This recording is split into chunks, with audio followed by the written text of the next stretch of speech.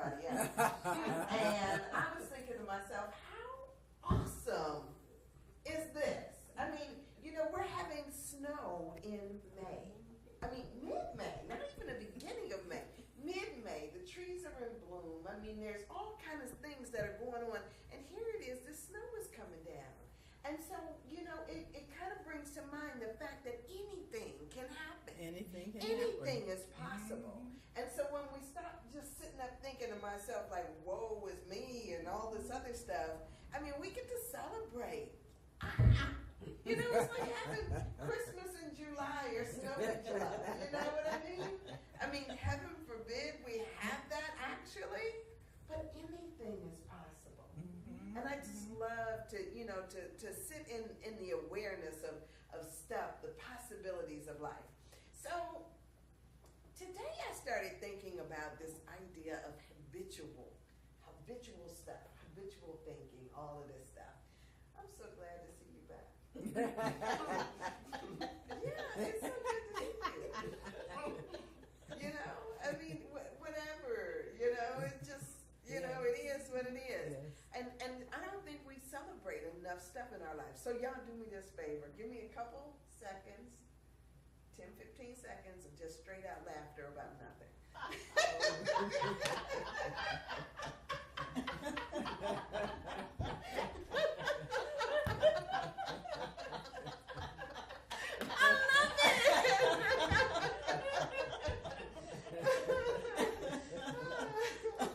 You know, it's so funny because I think that, you know, there's something about laughter that does something to our spirit, to our bodies. And I always think that, you know, we ought to remember all the time that we can choose to laugh, because we truly can. We can choose Absolutely. To laugh at life.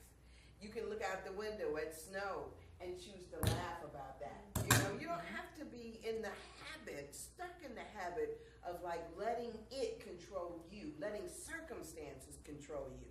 And so when I started thinking about this idea of habitual thinking, which is kind of what I wanted to talk about, is that it's because I see that certain people go down the same path all the time. You know, my girlfriend used to always say that I was an optimist who believed that the glass was half full at the top. And she used to think that that was kind of like a funny thing to say, but I never really thought about it. I just do what I do.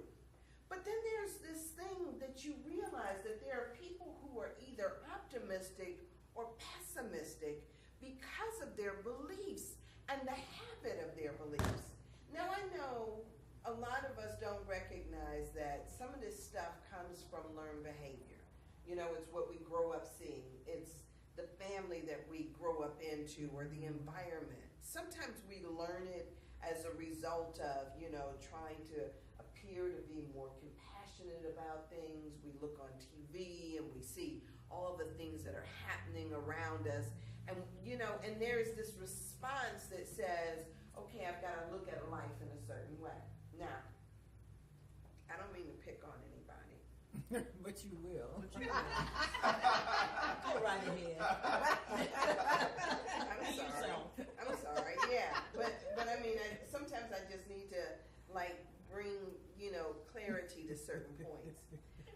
I tell you, I'm one of those people who I love sometimes on Saturdays when they knock at your door. You know, the folks that come around and they knock on your door. Sometimes I just get off on going to answer the door, you know, and when they tell me that they're, you know, what they're there for, you know, the witnesses, when they tell me what they're there for, it's like I'm standing there with this chipper smile on my face thinking like, you know, you were supposed to talk to me today. Didn't you know life was good? You know? Didn't you know that there's so much to be happy about? And they're looking at me like, no, it's going to hell. And I'm thinking, no, absolutely not. We're right where we're supposed to be, you know? And so it becomes this thing of what if we don't actively decide who we want to be and how we want to think, we can fall victim to any number of things. I was riding down the street the other day, and there's this abandoned building sitting there. And as I look over at the building, you know what I saw was that somebody took the time to write out in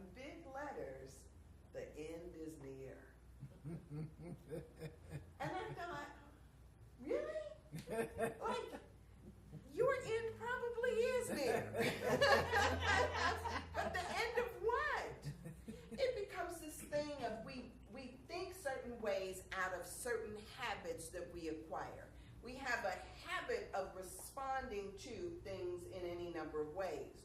You go out and you see people who think that the only two options you have is either offense or defense, right? And so everything that they see, everything that they hear, they take a stance based on whether or not they're going to defend against it or whether or not they're going to charge on it, right? So I started thinking about this. How do we get to the point where we change up our habits? It's called mental mastery. When we decide for ourselves how it is that we think, how it is we're going to view life, and what it is, what responses we're going to have to it. Right. Now, if you remember in the Bible, there are countless stories about people who decided something different. In particular, I'm reminded of a girlfriend of mine who, one of the things that she habitually does is she goes for the negative, right? It's her way of thinking, it's her way of seeing the world.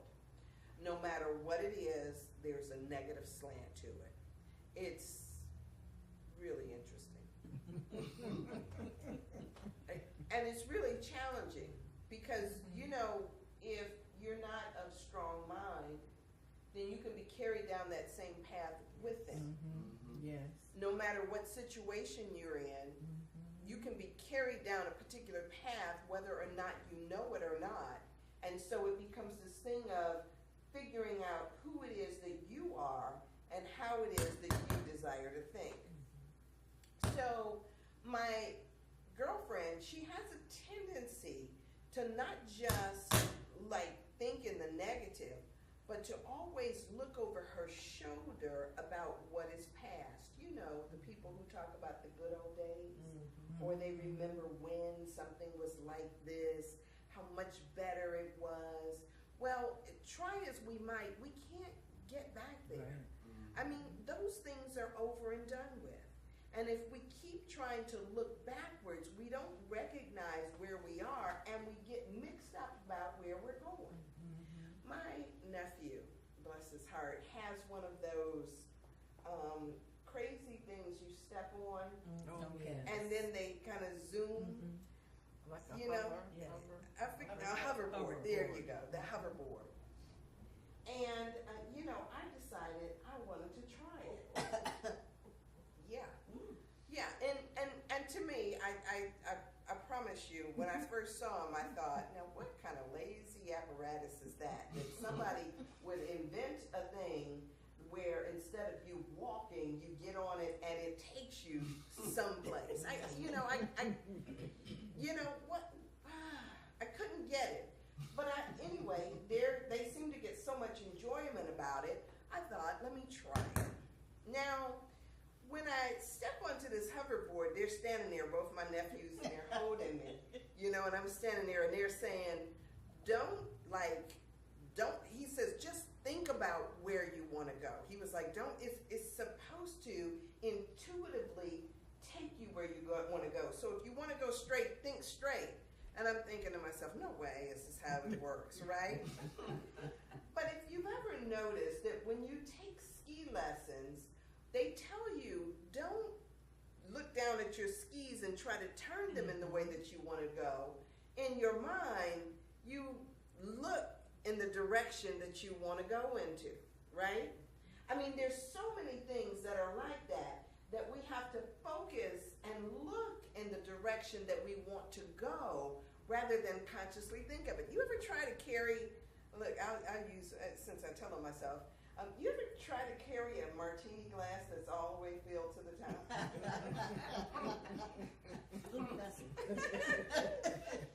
Well, a waiter will tell you that the secret is not to look at the glass, look at where you want to go. You spill less stuff. If you're walking along and you're holding it and you're walking like this, you're absolutely going to spill it. But you look and focus in the direction that you want to go into, and you spill far less. Isn't that interesting? So I say this to say, if we pay attention to what it is that we desire, if we pay attention to what it is that we want in our lives, and stop worrying about the details we get further along on the path that we desire to go rather than simply staring at the circumstances of our lives. So if we're busy looking at what is, we never get where we want to go. So when we say that our focus determines our reality, our focus truly does determine what we see. It was Abraham Lincoln that said, that people are usually as happy as they decide to be, right? And Abraham Lincoln, as you know, he dealt with a lot of depression and he dealt with a lot of struggles in his life. But he said, you're as happy as you decide to be. And so it becomes this thing of, just like the Course in Miracles tells us, that an untrained mind can accomplish little. And so if we're about training our minds, we'll train our minds in a way that we will go. Now, I say this too because I'm dealing with this thing. I'm Rosemary, I'm doing a new diet, right? Okay. A new diet is called a reset diet. And it's about breaking down all the, the stuff, and it says that it takes 3 days to reset you on anything. So it breaks down all the things, and you cut out things for 3 days at a time in order to reset your metabolism to operate in a different way. Well, when you think about it, you're retraining your body and how it responds to certain things, whether it's sugar, whether it's meat, whether it is the caffeine that we put into it. We're retraining our body to act differently than it did before. Now, wonder if we decided to do that with our thoughts as well. If we reset our thinking so that our thinking gets into alignment with where we desire for it to go, rather than simply acting as if we're at the effect of things.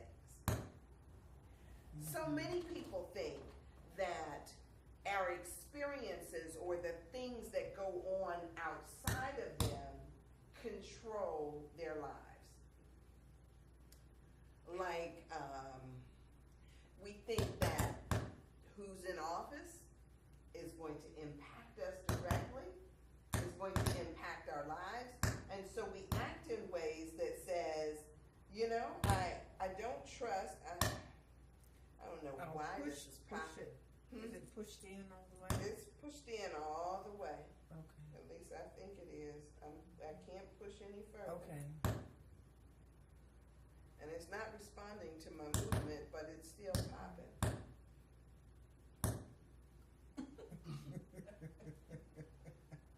Wonder if this will work. You know how you just figure if you do a certain thing. You ever did that with your television?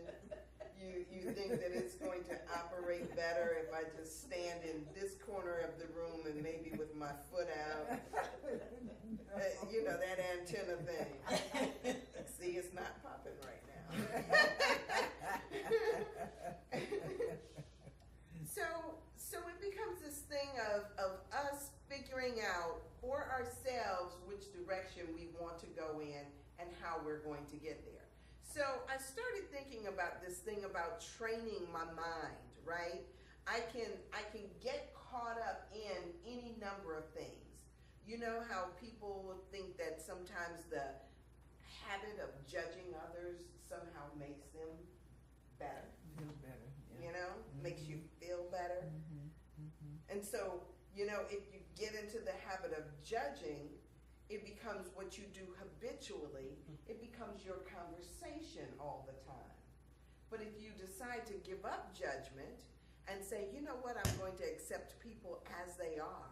However they choose to come towards me, I'm going to accept them as they are, then it sets something different in motion. If, say for instance, your family dynamic is where everybody is in the habit of yelling, right? You ever see people like that? It is as if they don't know any other volume other than max, and everything becomes an argument.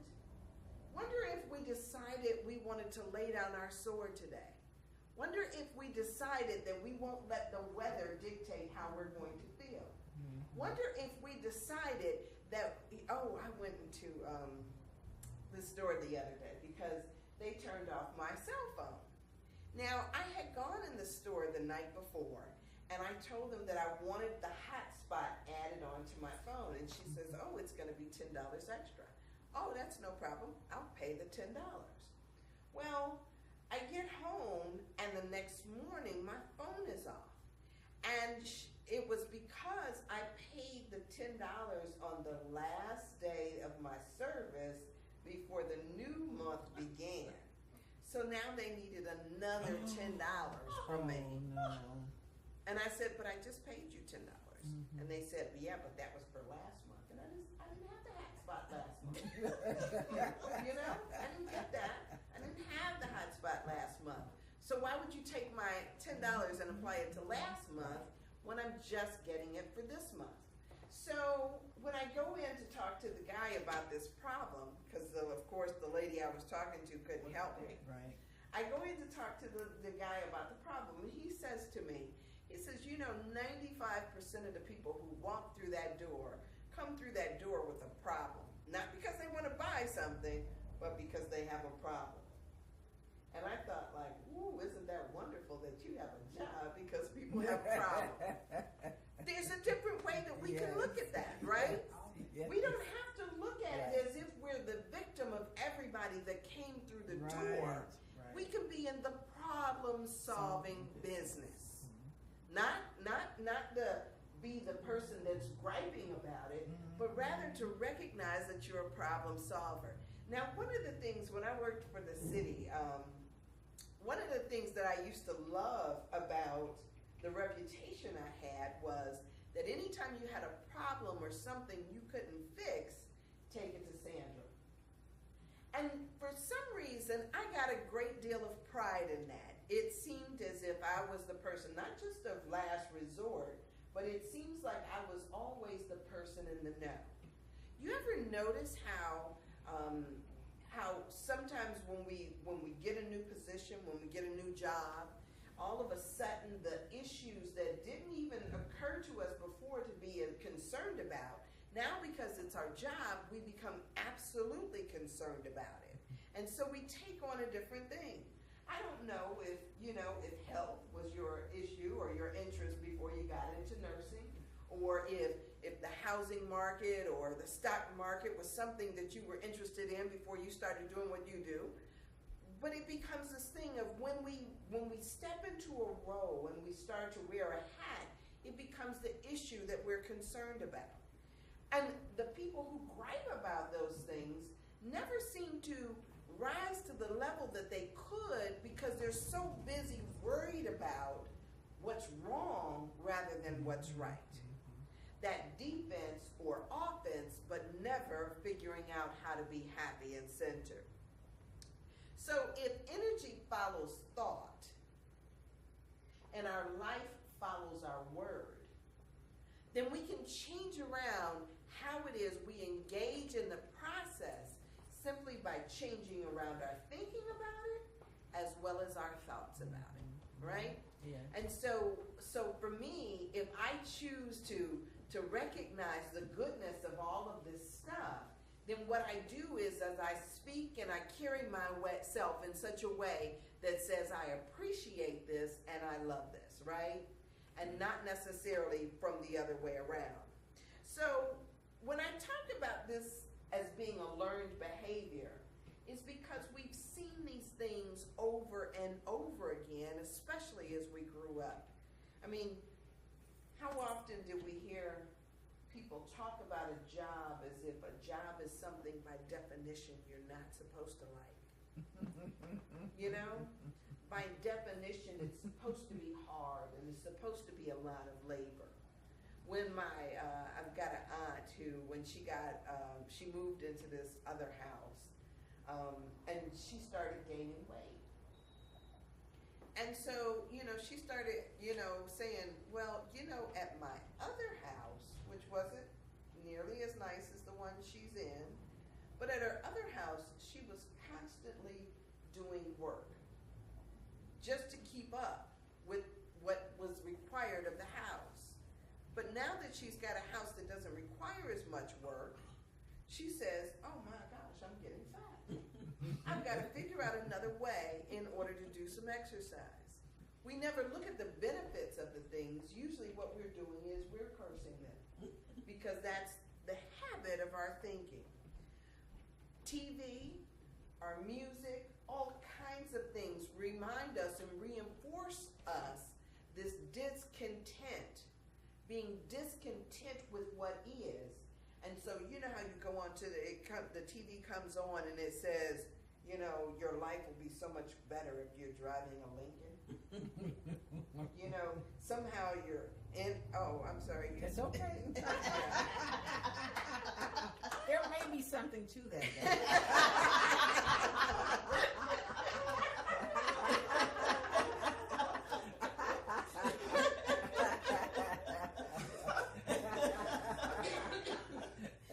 There's so many things that they try to convince us that we need, and a lot of people buy into it as if they're not quite enough unless they have that thing, you know? Right. No matter what it is, it's like you need to aspire to something different. And I'm not trying to say that we don't all need to aspire to more. Mm-hmm. But you know, I've got another girlfriend who tells me all the time about this man, and she says, he ruined my life. Well, first off, I say to her all the time, your life ain't over yet. You know?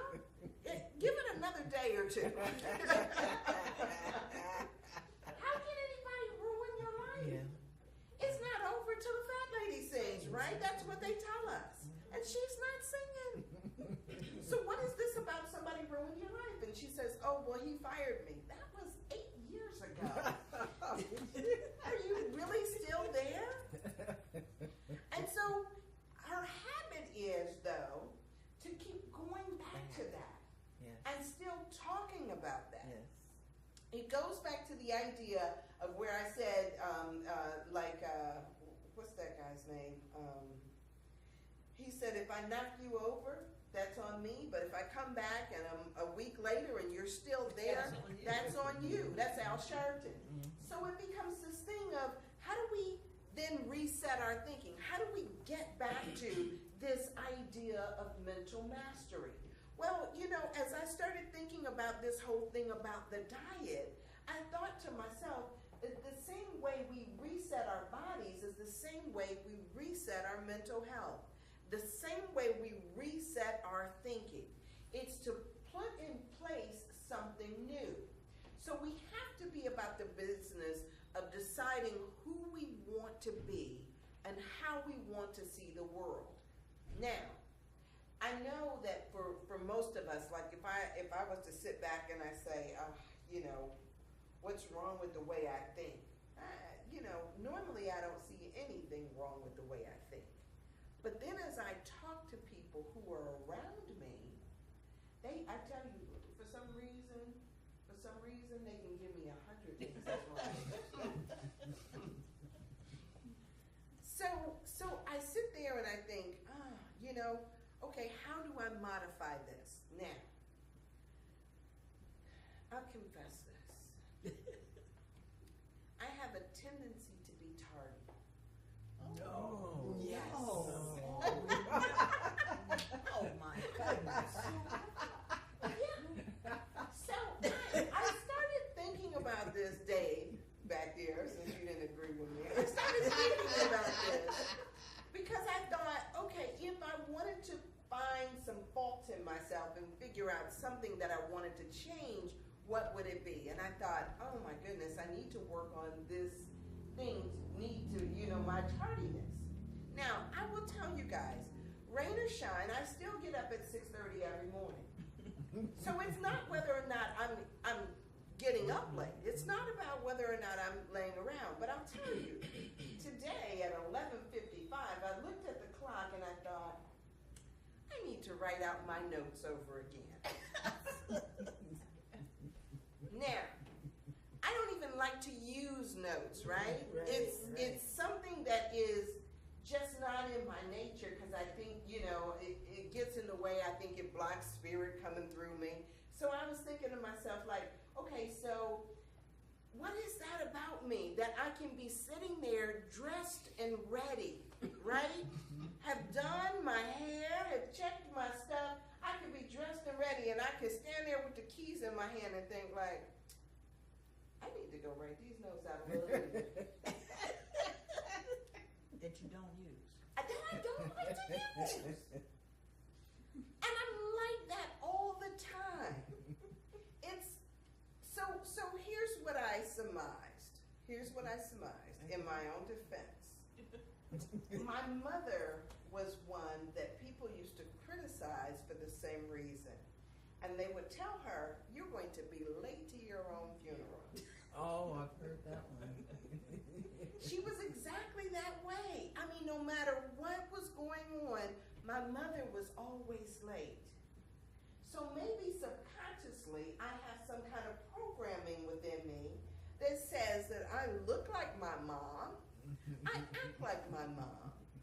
And maybe because she was like this, maybe subconsciously, even though I'm ready, I can't come on time. I don't know. It could be. Work with me. Yeah. We're working. And so it becomes this thing of, now that I can figure this out, or maybe now that I can identify it, how do I then set in motion something new? Because I tell you, it's, while sometimes it's okay, sometimes you got a little cushion, it's not okay when you've got other people that are sitting up depending on you to be someplace at a certain time. I tell you guys, I'm a trainer, right? And I know that most of the time I give myself like a 15-minute window. I can get there in 15 minutes. I can have my computer set up. I can do this. I can do that. And I can be ready when it's time to say go. But I only give myself 15 minutes. So if I get there and they haven't done the copies, then I'm like, oh my God, I'm struggling. I'm in a panic. And so it becomes this thing of, if I need to set something new in motion. You have to think for yourselves what it is about you that you're doing that you may not like. What is it, when you figure out, when I travel, I got a sweet spot. My sweet spot is 5 days. On day number 6, I'm starting to get antsy. It's time to go home, right? I'm starting, on day 7, I'm a booger bear to deal with. Because it's time to go home. And then if I drag it, I've gone places and I decided I'm going to go for 10 days just because I've got a package and I can, I can swing it, I can afford it. I could go to Las Vegas and I can spend 10 days. But my sweet spot was 5. So when I'm walking around day 8 and I'm in a funk, it's because I'm not doing what I know is best for me. So we all have to figure out what's best, what's our best operating level, and then have the ability to respect that, or else to say, okay, in this situation, I can change my mind. So no matter what it is, that we have to decide to do something different. My girlfriend, who has a tendency to look back, she looks back and she gets so sad. Now, if you know that looking backwards makes you sad, why do you keep looking? Right. Right? Right. Don't look back. Yeah. But to her, it's not a choice. She thinks that life dictates that she look back. Remember Lot's wife in the Bible, right? Right. The angels came into the city and Lot was trying to say, hey, you know what? These people aren't all bad, don't destroy the whole city. But he told Lot, and to get your wife and get your family, and you go, because, we're about to destroy this place. They gave them specific directions as you go. Don't look back. Don't look back. And yet, what does she do? She looked back. And she turned into a pillar of salt. A pillar of salt. If salt is a preservative, you keep looking back, you have no choice but to get stuck in what it is that you're focused on. That's the reason why your rear view mirror is so much smaller than your front view, right? You're not supposed to spend all your time looking back. You're going forward. So it becomes this thing of how do I keep in this thing of I am here and this is where I desire to go. If I think myself in the direction that I desire to go, then I get there more rapidly. But so many of us can't do that. So it becomes this thing of us resetting ourselves, a reset diet that says, yes, I can go in the direction that I desire to go, and as I go in the direction that I desire to go, I'll get what it is that I desire to get. What are we entertaining? What are you allowing? What are you allowing to have way in your life? What is it that you keep going back to? What is it that you keep doing over and over again that you need to let go of? So, so this whole thing about mental mastery, I think is just so important. In the story of Buddha, there is Siddhartha, who actually became the Buddha. And, in his life, when he was born into this royal family. And his father, the king, didn't want him to see any of real life. They stayed on this compound. And so what he was surrounded with was beauty and peaceful and all of this other good stuff. Just only good stuff his father wanted him to see. As a matter of fact, as the nurses started aging, he would replace them with younger ones just so he wouldn't see any of that process. I mean, he wanted him to experience this good thing. And so rather than sit there and have it dictated to him what his experience was going to be, he escaped out of there. He left the compound. And when he walked down the streets, he saw what a lot of us see. People walking in the middle of the street and just, we'll bring it like present day. People walking in the middle of the street, folks broke down, sick, begging for money, all kind of stuff. He saw all of this stuff and he was so distressed about it. And he was like sitting up there thinking to himself like, wow, there's so much suffering in the world. And so after he walked around for a while and he saw all this suffering, he finally sat down under one of those ficus trees and he was going to figure out what it is that he could do to stop the suffering. And so after 3 days of thinking about this whole thing, he came up with the idea, if we could just detach, if we could just detach ourselves from the stuff that we see and know that these things don't affect who we are, then we could stop some of the suffering. I know this is a simplification of the story, but we could stop the suffering. If my girlfriend could detach from the past, she could stop her suffering. If we could just figure out how to let go of so many things, we could stop the suffering. Remember when Mary and Mary Magdalene went to the tomb to claim Jesus' body?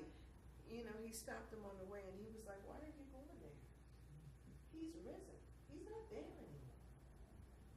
And a lot of times we have to figure that out about our problems. They're not there anymore. The idea that we have a problem is part of the problem. If we recognize that the problem and the solution always present one at the same time, each at the same time, we realize that we have the power to see it either as bad or good. It's not, it's in how we choose. So if Lincoln is right, that whether we're happy or sad depends upon a choice that we're making, then we have the power within our hands to choose good or bad. Is the glass half empty or is it half full? We're always a choice. So I'm of this thought that it's exercise. Faith requires exercise. It's not something you can get today and then 5 years down the line we still have, or even 5 days down the line. It's something we've got to work out every day. We work our muscles every day, Whether you're doing, you got to do it every day. It's not something you can just do on Sundays and it be done. It's an exercise that we have to have every day. Mental mastery requires work. So I started thinking about this whole thing of having the audacity to believe that anything is possible. And not just the belief in it, but to speak to it. Right? Because sometimes we're quiet about it. Sometimes we don't say anything when people are, talking about politics, or when people are talking about, killings and shootings and sickness and all this other stuff. Sometimes we don't have the audacity to say, it doesn't have to be that way. Sometimes we lack the ability to come and say, let's not get all caught up in what we don't want to experience, but let's focus on what we do. There's a certain wisdom to this idea of being detached from outcomes. There's a certain wisdom in that, a certain goodness in that. But there's also a certain wisdom in figuring out how in the midst of things, how to speak to the highest and the best. How to call forth what it is that we desire to see. And get out of the habit of going down the same old path that we no longer think serves us. So whether it's music or family or school, whether we're in sports or whatever it is that we're doing, let's be about the business. Let's have the audacity to speak to something higher. Sometimes, sometimes it doesn't seem cool to pray with people, right? It just depending upon the situation or the place where you are, right?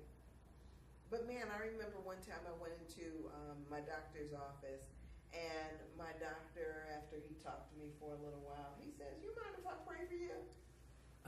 And nobody ever says no, right? No. Nobody ever says no. It's like, sure. I was kind of surprised, but I was like, sure. And my doctor prayed for me. I meet people, and at the lady at the grocery store, or a person over here, or somebody over there, and they want to pray for me, and I just think like, wow. I don't know, that's better than handing me a gift card. Like, yeah, let's pray. I'm very aware or cognizant of that. You don't always want everybody to pray for you, because sometimes you're thinking to yourself, oh, this is some spiritual coercion. They're trying to get me to do things that I don't necessarily want to do. Or trying to get me to go down paths that I don't necessarily want to go down. But you know what? It's such a juicy, wonderful, generous thing to have somebody that wants to pray with you, or that loves you enough, or cares about you enough to pray with you. To me, that's some spiritual audacity. So, even if you're not in the mindset yet of where you can say out loud to somebody, you know what, can I pray for you? Figure out how to do it on your own, within your own awareness. They talk about taking prayer out of school and all this other stuff. And it's so funny because I think to myself, I don't need an audience to pray. I don't even need to say it out loud. I know every word that I speak is a prayer. And so if I just pray, it's done. And I know I gotta shut up. It's time for me to shut up. But I know that prayer is the medium of miracles, and it changes things. It changes things. It changes me. It does. And so if I recognize that I have some habits that no longer serve me, God, show me how to be on time. Right? I'm willing to be on time. Show me how to be on time. Y'all pray for me to be on time.